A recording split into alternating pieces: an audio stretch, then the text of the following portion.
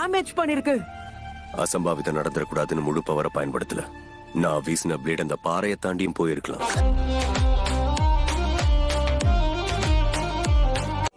முதல் தடவை 6 விலா எலும்புகளையும் 2 கைகளையும் உடைச்சுக்கிட்டேன். உடம்புக்குள்ள இன்னும் சில உறுப்புகள் செயல் இழந்தது. அதுவும் நான் சாதாரணமா ஒரு ஆராய்ச்சி பண்ணிக்கிட்டு இருக்கும் போதுதான் இதெல்லாம் நடந்தது. கொஞ்சம் கூட பாவம் பார்க்காம சுனாட என்ன வெளுத்து வாங்கிட்டா.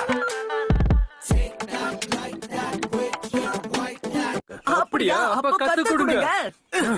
நான் தான் முதல்ல கேட்டேன். கேக்குறது முக்கியம் இல்ல, கத்துக்கிறது தான் முக்கியம். என்னால கத்துக்க முடியாதுன்னு நினைக்கிறியா? உதவ வந்தது குத்தமா, என்னையே இப்படி கோத்து விட்டுட்டா.